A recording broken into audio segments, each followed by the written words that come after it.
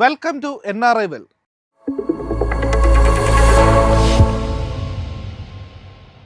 അനധികൃത കുടിയേറ്റക്കാരെ US-ൽ നിന്ന് നാടുകടത്തുമെന്ന ഡൊണാൾഡ് ട്രംപ്. US-ൽ കഴിയുന്ന 10,000-കണക്കിന് ഇന്ത്യക്കാർ നാടുകടത്തപ്പെടും. അമേരിക്കയ്ക്ക് പുതിയൊരു സുവർണ കാലഘട്ടം വാഗ്ദാനം ചെയ്താണ് ട്രംപ് തന്റെ രണ്ടാം ഊഴത്തിന് തുടക്കമിടുന്നത്.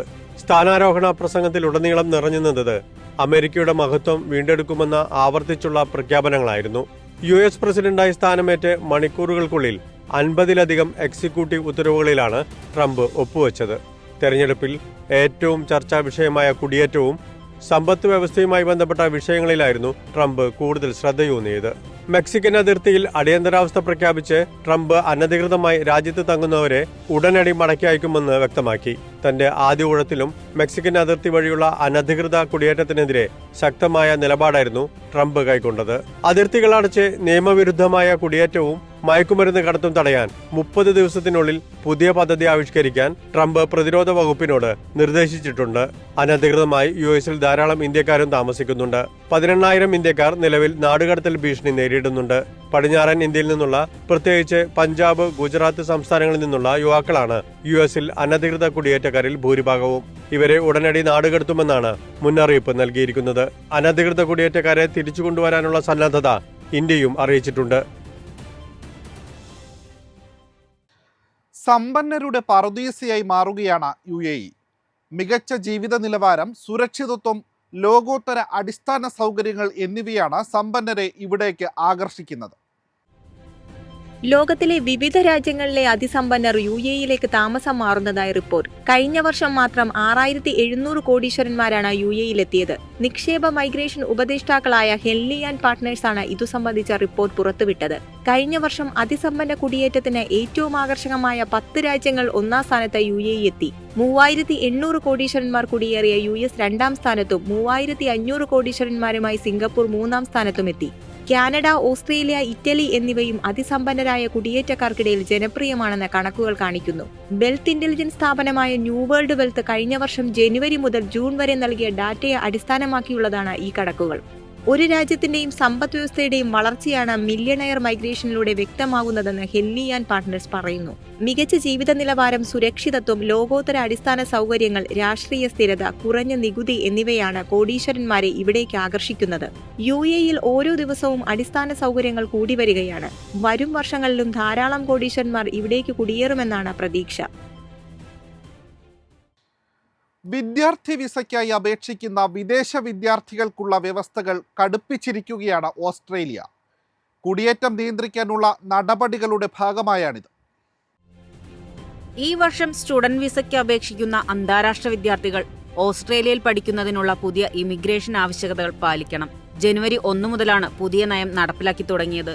വിദേശ വിദ്യാർത്ഥികൾ വിസയ്ക്കായുള്ള അപേക്ഷയോടൊപ്പം കൺഫർമേഷൻ ഓഫ് എൻറോൾമെന്റ് സർട്ടിഫിക്കറ്റ് കൂടി ഹാജരാക്കണം. പ്രവേശനം ലഭിച്ച കോഴ്സിൽ പഠിക്കാനെത്തുമെന്ന വിദ്യാർത്ഥി ഉറപ്പു നൽകുന്ന രേഖയാണിത്. പ്രവേശന വിവരങ്ങൾ, ട്യൂഷൻ ഫീസ്, ആരംഭ തീയതി, സ്റ്റുഡൻസ് വിസ അപേക്ഷയുടെ മാനദണ്ഡം എന്നിവ ഇതിൽ ഉൾപ്പെടുന്നു.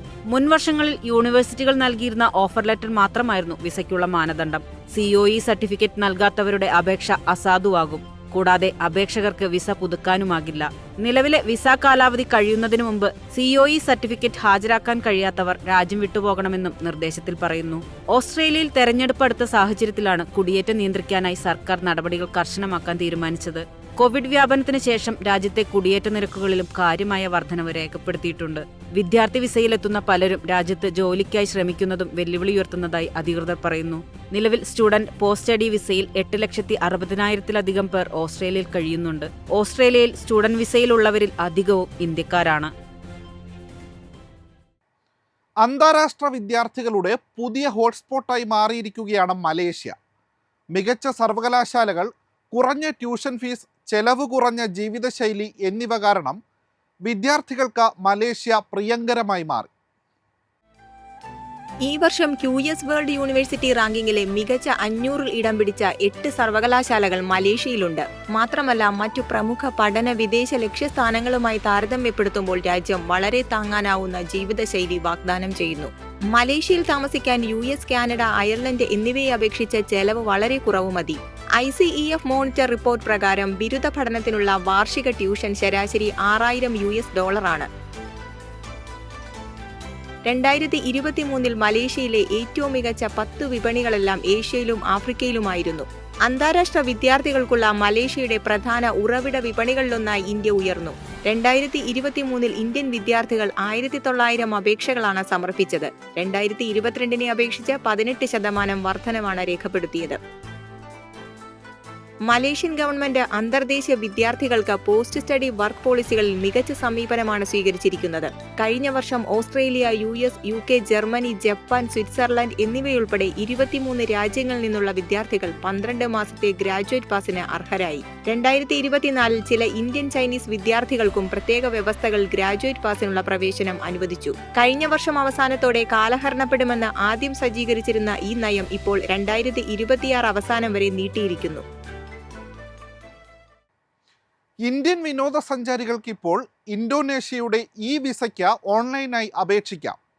വിസ പ്രക്രിയ കാര്യക്ഷമമാക്കുകയും ഇമിഗ്രേഷൻ കാത്തിരിപ്പ് സമയം കുറയ്ക്കാനും ഇത് സഹായകരമാകും. ഇന്ത്യൻ പൗരന്മാർക്ക് ഇനി ഓൺലൈൻ VFS ഗ്ലോബൽ പ്ലാറ്റ്ഫോം വഴി ഇന്തോനേഷ്യയിലെ ഇലക്ട്രോണിക് വിസ ഓൺലൈൻ അറൈവലിന് അപേക്ഷിക്കാനാകും. വിസ പ്രക്രിയ ലളിതമാക്കുകയും ഇമിഗ്രേഷനിലെ കാത്തിരിപ്പ് സമയം കുറയ്ക്കുകയും ചെയ്യുന്നതാണ് പുതിയ നീക്കം. ബാലി, ജക്കാർത്ത എന്നിവയുൾപ്പെടെയുള്ള വിമാനത്താവളങ്ങളിലും തുറമുഖങ്ങളിലും വേഗത്തിലുള്ള പ്രവേശനം ഇതോടെ സാധ്യമാകും. യാത്രക്കാർക്ക് പുറപ്പെടുന്നതിന് മുമ്പ് ഈ വിസ ഓൺലൈൻ അറൈവൽ അപേക്ഷ വേഗത്തിൽ പൂർത്തിയാക്കാനാകുമെന്നതും നേട്ടമാണ്. ഇന്ത്യ ഉൾപ്പെടെ 97ഓളം രാജ്യങ്ങളിൽ നിന്നുള്ള സഞ്ചാരികൾക്ക് യാത്ര സുഗമമാക്കുന്ന കാര്യത്തിൽ സംശയമില്ല. ഗൾഫ് മേഖലയിലെ ഔദ്യോഗിക വിവരങ്ങളുമായി NRI ഡെസ്ക്.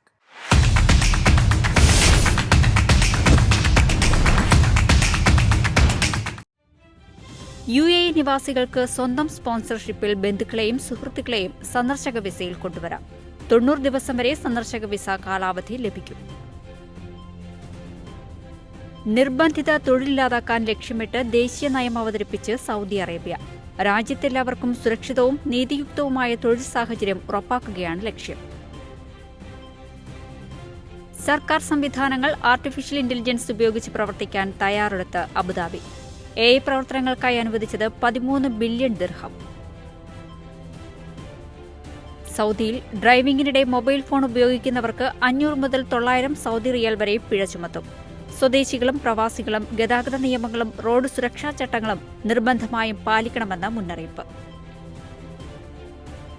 കുവൈറ്റിൽ വിദേശികളായ സർക്കാർ ജീവനക്കാർക്ക് സഹേൽ ആപ്പ് വഴി എക്സിറ്റ് പെർമിറ്റ് ലഭിക്കും.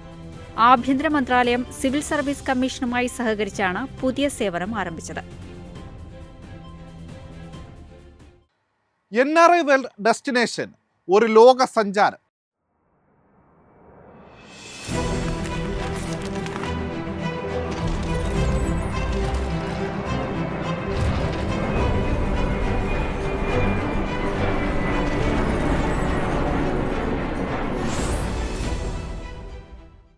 ഏഷ്യയിൽ നിന്ന് യൂറോപ്പിലേക്കുള്ള പാലം എന്നറിയപ്പെടുന്ന ഒരു രാജ്യം. ചരിത്രത്തിൻ്റെയും സംസ്കാരത്തിൻ്റെയും സംഗീതത്തിൻ്റെയും കേന്ദ്രം. കാണാം NRI വേൾഡ് ഡെസ്റ്റിനേഷൻ.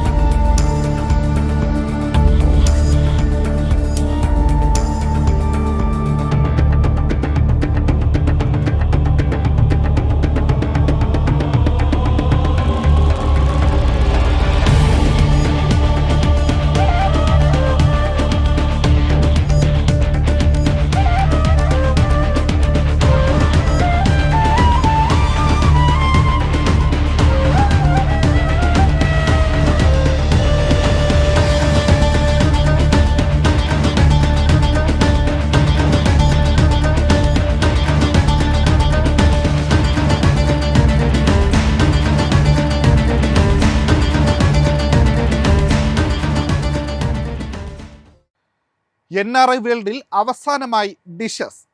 പല നാടുകൾ, പല രുചികൾ.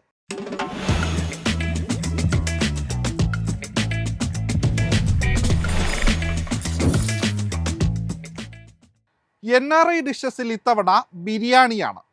ഒരു പേർഷ്യൻ വിഭവമായാണ് ബിരിയാണി അറിയപ്പെടുന്നത്. പക്ഷേ അതിനൊരു കേരള ബന്ധവുമുണ്ട്.